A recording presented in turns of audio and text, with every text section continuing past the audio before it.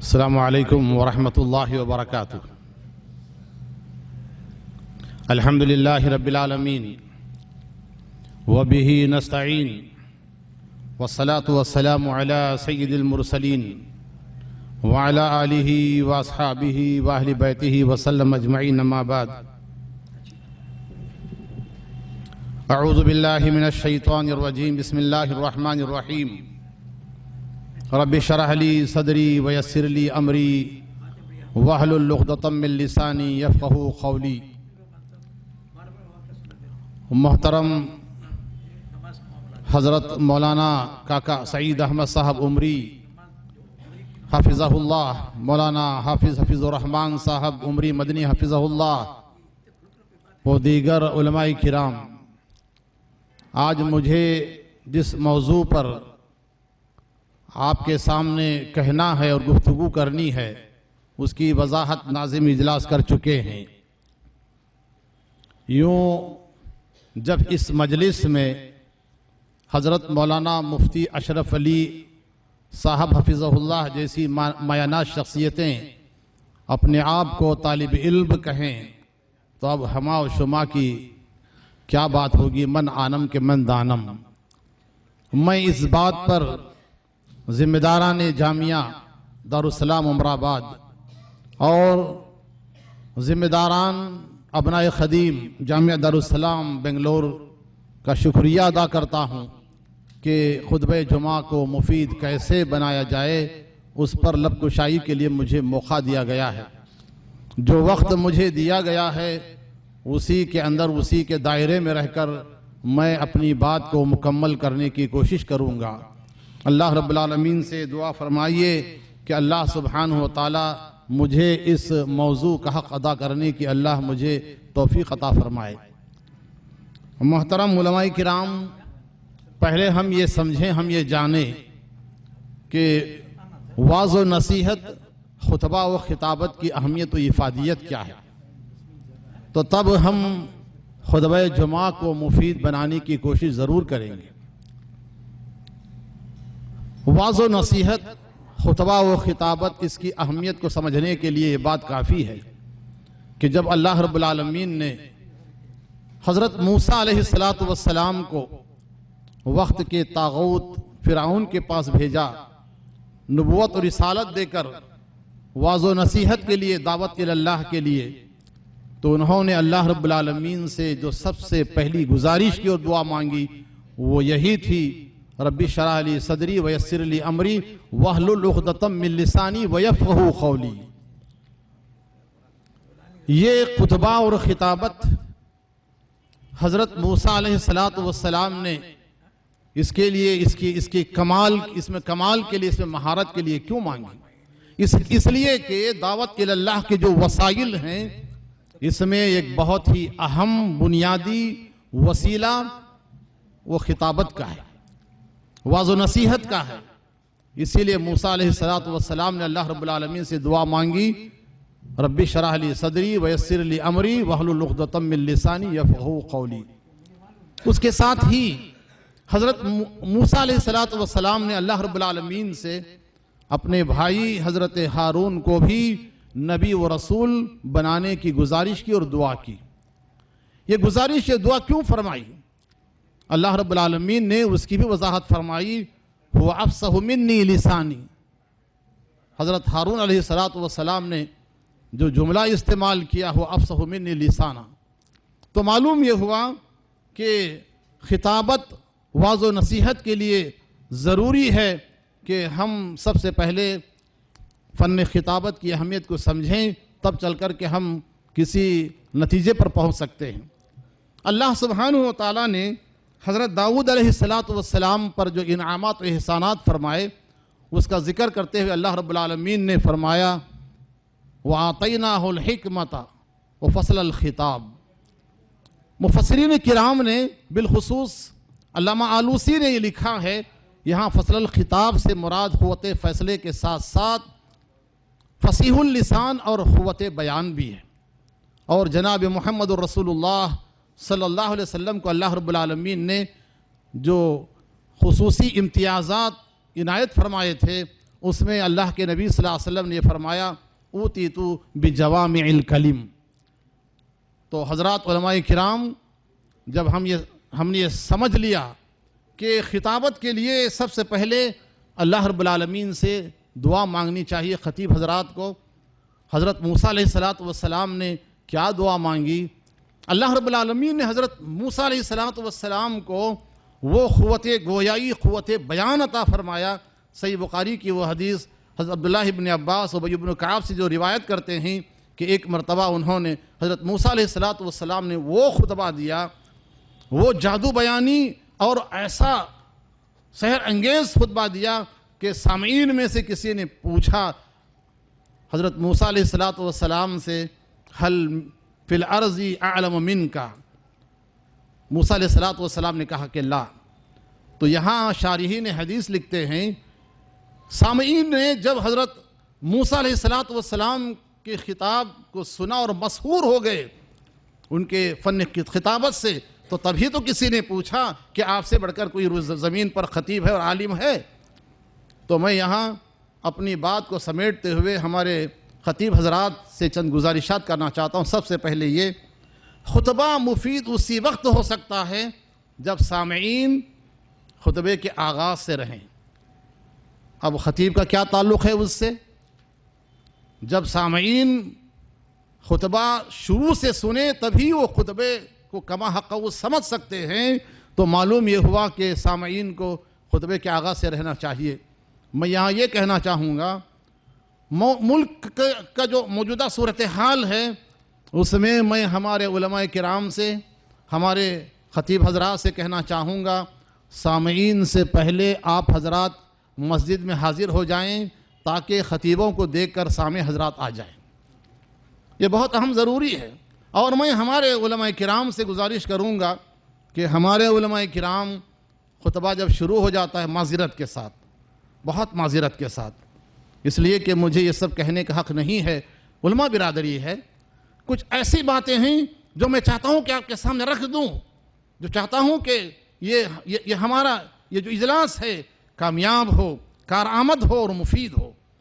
تو میں بتا رہا تھا جو ملک کی جو صورتحال ہے وہ یہ ہے کہ خطبہ ختم ہوتا ہے تب سامعین آتے ہیں۔ اس کا سبب کیا ہے؟ میرا ہو سکتا ہے کہ یہ اندازہ غلط ہو، میرا جائزہ غلط ہو۔ عوام علماء کو دیکھتی ہے، جب علماء خطبے کے آخر میں آتے ہیں تو ظاہر بات ہے کہ عوام بھی دیکھتے ہیں کہ علماء جب دیر سے آتے ہیں تو کوئی حرج ہی نہیں ہے۔ خطبے کی اہمیت کو سمجھنے کے لیے آپ اس سے بھی آپ کی نظر ہونی چاہیے کہ اسلام میں خطبے کو عبادات کا بعض حصہ بھی قرار دیا گیا ہے۔ خطبہ جمعہ، خطبہ عیدین، خطبہ حج، اور اسی طرح آپ دیکھتے ہیں کہ صلاۃ کسوف میں خطبے کو عبادت کا حصہ قرار دیا گیا ہے۔ تو میں یہ بتا رہا تھا کہ ہمارے خطبہ کو چاہیے کہ وہ سب سے پہلے مسجد میں آ جائیں۔ ایک واقعہ بتانا چاہتا ہوں، مشاہدہ ہے میرا۔ ایک خطیب جو سب سے پہلے آتے تھے مسجد میں، انہوں نے دیکھا کہ ایک دوسرے ان کے سامعین میں سے ایک مصلی وہ پہلے سے وضو خانے پر موجود ہیں۔ اب ان کو وضو کرنا تھا تو ان کی یہ خواہش تھی کہ پہلے وہ مسجد میں داخل ہو جائیں، تو انہوں نے جو وضو فرما رہے تھے ان کو باتوں میں لگا لیا اور جلدی وضو کر کے اندر داخل ہو گئے۔ اس کے بعد انہوں نے کہا کہ مولانا محترم سے مصلی نے کہا مولانا میں سمجھ گیا کہ آپ نے مجھے باتوں میں کیوں لگا لیا تھا، سبقت الی الخیرات۔ تو اسی طرح میں ہمارے خطیب حضرات سے کہنا چاہوں گا خطبہ جمعہ کے لیے پہلے سے ہم کو چاہیے کہ تیاری کریں۔ گھنٹہ پہلے، 2 گھنٹہ پہلے ورق گردانی کر لی اور آ کر کھڑے ہو گئے، اس سے خطبہ مفید نہیں ہوگا۔ اس کے لیے سب سے پہلے ہمارے خطیب حضرات کو چاہیے کہ وہ اعداد ذہنی طور پر وہ تیار ہو جائیں کہ جو خطبہ دینے جا رہے ہیں اس کا پورا خاکہ ان کے ذہن میں ہو کہ کون سی آیت پہلی پیش کرنی چاہیے، اس آیت کے تحت کون سا واقعہ پیش کرنا چاہیے اور کون سی حدیث کو کہاں فٹ کرنی چاہیے۔ جب پوری طرح ذہنی طور پہ تیار ہو جائیں تو تب خطبہ بہت مؤثر بھی ہوتا ہے اور مفید بھی ہوتا ہے۔ اس کے بجائے اگر تیاری کے بجائے اگر ہم آ کر کے ہم یہ چاہیں کہ ہمارا خطبہ کامیاب ہو تو میں سمجھتا ہوں کہ خطبہ مفید نہیں ہو سکتا۔ اور اس کے علاوہ خطبہ جمعہ کی جہاں ہم تیاری کرتے ہیں وہاں ذہنی اعداد ذہنی کے ساتھ ساتھ نکات پر مشتمل چند نوٹس ہمارے پاس ہونے چاہیے، تاکہ ہم اسی کی روشنی میں، تاکہ ہم اسی کے مد نظر، اسی کے پیش نظر اپنے خطبے کو مکمل کر سکیں۔ اور خطبات جمعہ میں میں گزارش کروں گا قرآنی آیات، نبوی ارشادات، صحابہ اور صحابیات کے واقعات اور سچی حکایات پر مشتمل خطبہ ہونا چاہیے۔ موضوع روایات، ضعیف روایات اور اس کے علاوہ بے سروپا حکایات سے واعظین کو اور خطبہ کو بہت بچنا چاہیے۔ ویسے اگر ہم دیکھیں تو ہمارے جو سامنے سامعین ہوتے ہیں وہ مختلف مزاج کے ہوتے ہیں۔ بہت سے سامعین کا حال یہ ہوتا ہے کہ جب کوئی خطیب خطبہ دیتا ہے اور ان کے اپنی مزاج کی چیز نہیں ملتی ہے رطب و یابس، تو آ کر خطیب کو اکساتے ہیں اور کبھی کبھی خطیب کا مذاق بھی اڑاتے ہیں کہ ہم نے فلاں کا خطبہ سنا، کیا حکایات تھیں، کیا واقعات تھے اور فلاں تھے۔ اس طرح کے سامعین آپ کو کبھی بھی گمراہ نہ کریں اور آپ کو کبھی بھٹکائے نہیں، آپ اس بات کا خاص خیال رکھیں۔ اور اس میں یہ بھی کہنا چاہوں گا ہمارے خطیب حضرات سے کہ کامیاب خطیب وہ ہے جو موقع محل، زمان و مکان، حالات و ظروف کا خیال رکھ کر کے خطبہ دے۔ ایسا نہیں ہونا چاہیے کہ ملک میں امن و امان کی حالت بگڑی ہوئی ہے، اس وقت کوئی خطیب محمد الرسول اللہ والذین معہ اشداء علی الکفار پر قتال پر خطبہ دینا شروع کر دیں۔ ایسا نہیں ہونا چاہیے۔ اور ایسا بھی نہیں کہ ماہ رمضان ہے تو اس میں آپ حج کے مسائل بیان کر رہے ہیں اور ماہ ذی الحج کے اندر روزے کے مسائل بیان کر رہے ہیں۔ میرا اپنا مشاہدہ ہے، یہ مشاہدات میں آپ کے سامنے پیش کر رہا ہوں۔ ایک جمعے میں جنازہ آ گیا، میں بھی شریک ہوا۔ خطبہ جمعہ میں نے سنا خطیب کا، حقوق زوجین پہ خطبہ ہو رہا تھا۔ خطبے کے بعد میں نے محترم سے پوچھا کہ کیا بات ہے؟ کہنے لگے کہ میں نے پہلے سے تیاری کر لی تھی، جبکہ ان کو معلوم تھا کہ جنازہ یہاں آ رہا ہے۔ اور ایک نکاح میں شرکت کا موقع ملا، جبکہ خطبہ جمعہ میں حاضرین کی تعداد بہت زیادہ تھی، تو میں نے یہ بھی دیکھا کہ وہاں جب نکاح ہو رہا تھا تو انہوں نے عذاب جہنم پہ کہنا شروع کر دیا۔ ایسا کبھی نہیں ہونا چاہیے۔ کامیاب خطیب وہ ہے جو زمان و مکان، حالات و ظروف کا خیال رکھتے ہوئے اور اپنے سامعین کے مزاج اور ان کی عقل، ان کی فہم، ان کا علم، اس کو سامنے رکھ کر کے خطبہ دیں۔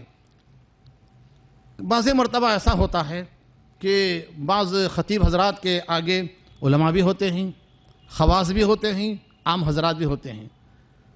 خطبہ اتنا علمی نہ ہو کہ اس میں اصول فقہ، اصول حدیث، اصول تفسیر اور علمی نکتہ افرانیاں شروع کر دیں اور اس کے بعد عوام کے سروں سے وہ نکل جائے، یا اتنا عوامی نہ ہو کہ علماء مایوس ہو جائیں، اہل علم مایوس ہو جائیں۔ تو خطیب کو چاہیے کہ اپنے سامعین میں علماء ہیں، عوام ہیں، سب کا خیال رکھ کر کے خطبہ دے، اس بات کا خاص خیال ہونا چاہیے۔ تو میں آپ کو بتانا چاہتا ہوں کہ یہ خطیب کے لیے ضروری ہے کہ خطیب کبھی بھی اور کسی بھی وقت ذاتیات پر، شخصیات پر، اداروں پر، افراد پر تنقید نہ کرے۔ پورا خطبہ جو ہونا چاہیے وہ تذکیر پہ ہونا چاہیے۔ جناب محمد الرسول اللہ صلی اللہ علیہ وسلم کے خطبے کے متعلق جو باتیں ہمارے سامنے آتی ہیں، وہ باتیں یہ کہ صحابہ کرام کہتے ہیں کان رسول اللہ صلی اللہ علیہ وسلم یذکر الناس، اللہ کے نبی صلی اللہ علیہ وسلم خطبہ جو دیتے تھے، اللہ کے نبی اس میں لوگوں کو نصیحت فرماتے تھے۔ خطبہ کا ایک مقصد ہوتا ہے۔ پہلے خطیب اس بات کو سمجھ لیں کہ خطبے کا مقصد کیا ہے۔ خطبے کا مقصد اخلاق و کردار کی اصلاح ہے، ایمان کی تجدید ہے، تزکیہ نفس ہے، اصلاح معاشرہ ہے، اصلاح سماج ہے۔ اور بالخصوص جو خطیب ہوتا ہے ان کو یہ سمجھ لینا چاہیے کہ وہ ایک حکیم و طبیب، ایک ڈاکٹر کی طرح ہوتے ہیں، اور ان کے جو سامعین ہوتے ہیں ان کی مثال ہوتی ہے مریضوں کی۔ ایک کامیاب اور بہت عقل مند دانا خطیب وہ ہوتا ہے جو حالات پہ اس کی پوری نظر ہوتی ہے کہ آنے والا جمعہ خطیب یہ سوچے اور سمجھے، اس پہ غور کرے پہلے ہی سے کہ آنے والے جمعہ پر ہم کو کیا کہنا ہے۔ بعض مرتبہ میں یہ بھی کہنا چاہتا ہوں، اور یہ تجربہ میرا ہے، خطبے کے لیے ہم پہنچے، ایک محترم آئے اور کہنے لگے کہ مولانا آج کا خطبہ اس موضوع پہ ہونا چاہیے۔ میں نے کہا کیوں؟ کہا کیا بتائیں، قوم کی حالت بہت خراب ہو چکی ہے، ابھی حال میں نکاح ہوا یا یہ فلاں حال میں ایک حادثہ ہوا، اس میں افراد کا ہماری مسجد کے مسلموں کا یہ کردار تھا۔ مان لیجئے کہ اگر ان کی بات مان کر فوراً اس پہ خطبہ دینا شروع کر دیا جائے تو رد عمل کیا آ سکتا ہے؟ تو میں ایسے موقعوں پر میرا یہ عمل ہوتا ہے کہ میں پوری بات سن لیتا ہوں، اور جب کہتے ہیں اس وقت کچھ نہیں کہتا، چند ہفتے گزر جائیں یا ایک مہینہ گزر جائے، پھر اس وقت میں اس میں نکیر کرتا ہوں، اس کی اصلاح کی کوشش کرتا ہوں، تاکہ کسی کو یہ کہنے کا موقع نہ ملے کہ آج کا یہ خطبہ جو دیا گیا ہے یہ خطبہ ہمارے ہی جو عمل سے متعلق ہے اور یہ ہم پر ہی نکیر کی گئی ہے۔ اس طرح کا تاثر کبھی خطیب کو نہیں دینا چاہیے۔ اور میں نے دیکھا ہے بہت سے خطیب حضرات کو کہ اس طرح کے خطبے دیتے ہیں کہ نوجوان، بالخصوص نوجوان خطیب حضرات کا حال یہ ہوتا ہے کہ انہوں نے دیکھ لیا کہیں کوئی غلط بات اپنی جماعت میں یا کسی اپنے قوم میں، اپنے خاندان میں، اپنے محلے میں، اب خطبے جمعہ میں انہوں نے پورے جذبات کے ساتھ اس کی نکیر، اس کے رد میں تقریر کرنی شروع کر دی۔ اب میں نے یہ بھی دیکھا ہے کہ لوگ پلٹ کر دیکھتے ہیں کہ وہ آدمی موجود ہے یہاں جس کے تعلق سے کہا جا رہا ہے، جی ایسا بھی ہوتا ہے، اور وہ بیچارہ شرمندہ ہو جاتا ہے۔ اور اس کے علاوہ ایسے موقعوں پر فسادات ہوتے ہیں، جھگڑے ہوتے ہیں، لڑائیاں ہوتے ہیں۔ ایسے موقعوں پر میں خطیب حضرات سے گزارش کروں گا کہ جناب محمد الرسول اللہ صلی اللہ علیہ وسلم کی اس حدیث کو سامنے رکھیں کہ حضرت عائشہ فرماتی ہیں کہ اللہ کے نبی صلی اللہ علیہ وسلم نے فرمایا کہ میری یہ خواہش ہے کہ میں بیت اللہ کا جو دروازہ ہے وہ اسے نیچے کر دوں، اس کے 2 دروازے کر دوں، اور بیت اللہ میں حجر اور حتیم کو شامل کر دوں۔ حضرت عائشہ نے فرمایا کیا وجہ ہے کہ آپ یہ نہیں فرما رہے؟ آپ صلی اللہ علیہ وسلم نے فرمایا کہ عائشہ اگر میری قوم کی جاہلیت کا زمانہ قریب نہ ہوتا، ابھی ان کا اسلام نیا نہ ہوتا تو میں ضرور یہ کام کرتا۔ معلوم یہ ہوا کہ اصلاح کے کسی کام کو مؤخر بھی کیا جا سکتا ہے، اس کو چند ایام کے لیے، ایک وقت کے لیے ٹالا بھی جا سکتا ہے۔ لہٰذا ایک کامیاب خطیب وہ ہوتے ہیں جو قوم کے مزاج کو سمجھ کر کے، موقع محل دیکھ کر کے اپنے خطبے کی تیاری کرتے ہیں۔ یہاں میں یہ بھی کہنا چاہوں گا خطیب حضرات کو چاہیے کہ خطبہ دینے سے پہلے وہ جس موضوع پہ خطبہ دے رہے ہوں اس موضوع کی تیاری کے بعد جب خطبہ شروع کریں تو خطیب حضرات سامعین کے ساتھ اس خطبے میں اپنے آپ کو بھی شامل کر لیں۔ اس کے اثرات، خوف خدا پر تقریر کر رہے ہوں، خشیت الہی پہ تقریر کر رہے ہوں، تو ایسی صورت میں ان کو چاہیے کہ اس کے اثرات ان کے اپنے جسم پر، ان کے اپنی زبان سے، ان کے اپنے چہرے سے ظاہر ہو کہ واقعی یہ خطیب پورے خلوص کے ساتھ ان کے دل کی آواز ان کے چہرے پر، چہرے مہرے پر، ان کے نشیب و فراز پر، ان کے اتار چڑھاؤ پر ہونا چاہیے۔ میں نے دیکھا یہ خطیب کو کہ جب حضرت موسیٰ علیہ السلام کا واقعہ جب بیان کر رہے تھے، وغلقت الابواب وقالت حیط لک، قال معاذ اللہ، قال معاذ اللہ، قال معاذ اللہ، انہ لا یفلح الظالمون، انہ لا یفلح الظالمون، بار بار قال معاذ اللہ انہ ربی احسن مثوایا انہ لا یفلح الظالمون۔ پورا مجمع مسحور تھا، سختی کی حالت تھی، نوجوان اپنے اخلاق کی پاکیزگی، اپنی حفاظت کے لیے تیار ہو رہے تھے۔ میں نے وہیں ایک خطیب کو دیکھا، اور یہ کوئی فرضی کہانی نہیں ہے۔ ایک نوجوان کھڑے ہوئے، اب جب یہ واقعہ شروع کیا، خالت حیطا لک، ایسا اشارے سے کر رہے تھے، اعوذ باللہ استغفر اللہ۔ وہ کیا تاثر دینا چاہ رہے تھے نوجوانوں کو، کیا موقع تھا۔ خالت حیطا لک وغلقت الابواب، خالت حیطا لک، اعوذ باللہ استغفر اللہ۔ اللہ رب العالمین نے اس سورہ یوسف کو احسن القصص کہا۔ ہمارے اس طرح کے بھی خطیب حضرات ہیں، اللہ معاف فرمائے، میں اس طرح کی جو میں نے آپ حضرات کے سامنے حرکت کی ہے تو یہ میں نے صرف اس لیے کیا ہے تاکہ ہم اس طرح کی غلط حرکتوں سے اپنے آپ کو بچائیں اور خطبے جمعہ کو کیسے مؤثر بنائیں، کیسے مفید بنائیں۔ تو میں آپ سے یہ کہنا چاہ رہا تھا کہ خطیب کو چاہیے، جیسے ابھی سابق مقررین نے نام لیے بغیر آگے بڑھنا چاہتا ہوں. میں نے کہا کہ ہمارے علماء کو، ہمارے دعات کو اور ہمارے خطباء کو مثالی ہونا چاہیے. اپنے آپ کو قوم کے سامنے پیش کر دینا چاہیے اپنے آپ کو حساب کے لیے. اور میں یہاں یہ بھی کہنا چاہتا ہوں، آپ الحمدللہ بہت عظیم، ایک بڑے عظیم جامعہ سے آپ فارغ ہیں. دیگر جامعات کے فارغین بھی یہاں موجود ہیں، لیکن اکثریت جامعہ دارالسلام امر آباد کے ہیں. مجھے اس وقت ایک واقعہ یاد آیا. جامعہ محمدیہ ریدرگ میں میرے استاد شیخ الحدیث مولانا عبدالغنی سیفی رحمہ اللہ خطیب تھے. سال ہر سال تک بچپن سے ہم نے دیکھا کہ انہوں نے ممبر و محراب کو سنبھالا، بچپن سے ہم نے دیکھا. لیکن جب نوجوان مدنی علماء کی کھیپ ریدرگ پہنچی تو مولانا محترم کو ممبر خالی کرنا پڑا. مولانا نے نوجوانوں کے جذبات کا خیال ان کو ممبر دے دیا. لیکن میں نے یہ دیکھا مولانا محترم کو دعوتی دوروں کے درمیان میں ایک مرتبہ میں نے مولانا کو دیکھا کہ وہ ایک چوراہے پر کھڑے ہوئے ہیں راستے میں شاہراہ پر. میں نے سلام کر کے ملاقات کی، مولانا آپ یہاں کیوں کھڑے ہیں؟ کہا خطبہ جمعہ کے لیے میں گیا تھا. کہاں گئے تھے؟ وہ پہاڑ پہ موجود ایک دیہات میں وہاں گیا تھا جس کا نام سنتے گڈا ہے. میرے بھائیوں، وہاں کی جو صورتحال ہے میں آپ کو بتانا چاہتا ہوں. میں ایک مرتبہ گیا، خطبہ جمعہ دیا، راستہ اتنا خراب تھا، پورا ڈھلوان نشیب. جب میں بیٹھا بس میں، وہ راستے پر پہنچنے تک میں کلمہ پڑھتا رہا کہ اگر میرا خاتمہ ہو جائے تو کلمے پہ ہو جائے.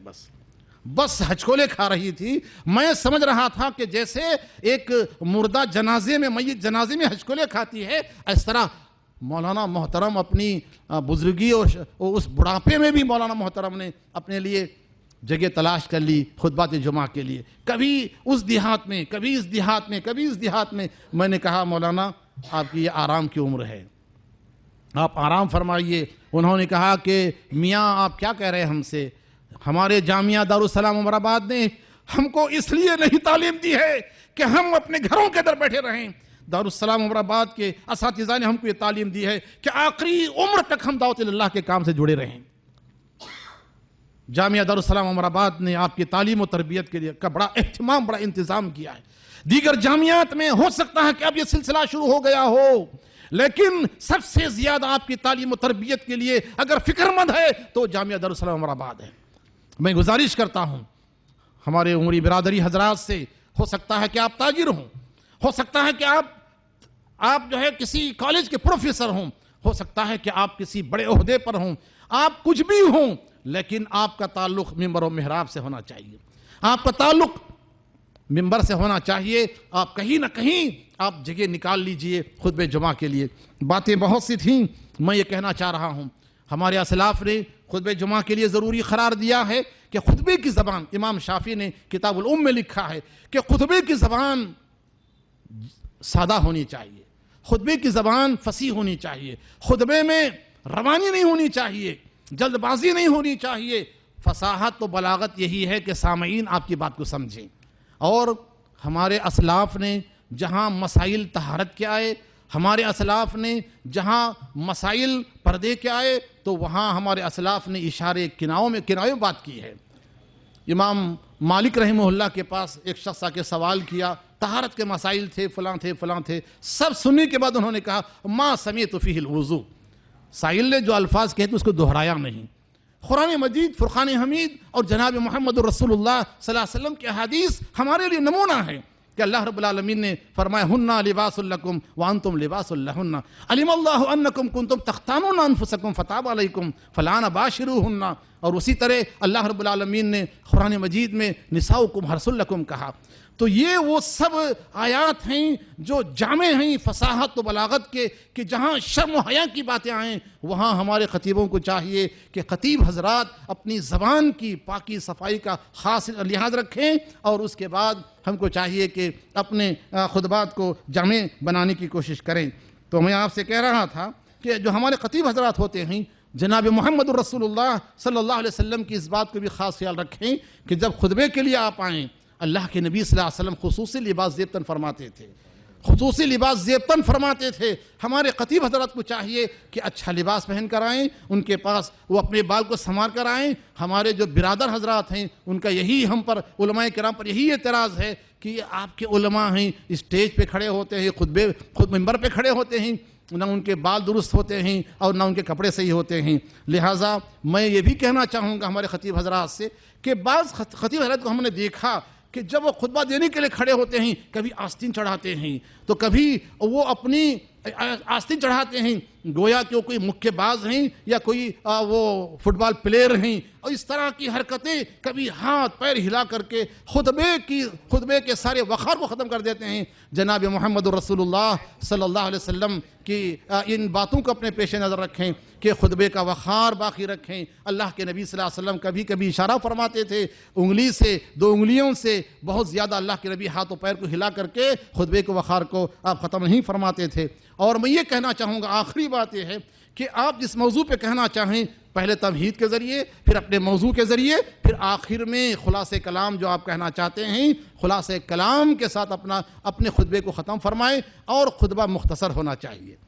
جناب محمد رسول اللہ صلی اللہ علیہ وسلم نے فرمایا ایک عقل مند اور فقیہ وہی ہوتا ہے جس کا خطبہ مختصر ہوتا ہے۔ اگر خطبہ مختصر نہیں ہے تو سمجھنا چاہیے کہ وہ غیر فقیہ ہے۔ اللہ رب العالمین سے دعا ہے کہ اللہ رب العالمین ہم سب کو کتاب و سنت پر عمل کی توفیق عطا فرمائے، اور جس مقصد سے ہم یہاں جمع ہوئے ہیں، جامعہ دارالاسلام عمرآباد کے ذمہ داران نے آپ کو جمع کیا ہے، اللہ تعالیٰ یہاں ہمارے جمع ہونے کو قبول فرمائے۔ مجھے اس علمی مجلس میں کہنے کا جو موقع دیا گیا، میں اس کے لیے آپ تمام حضرات کا مشکور ہوں۔ صلی اللہ علیہ نبی، السلام علیکم ورحمۃ اللہ وبرکاتہ۔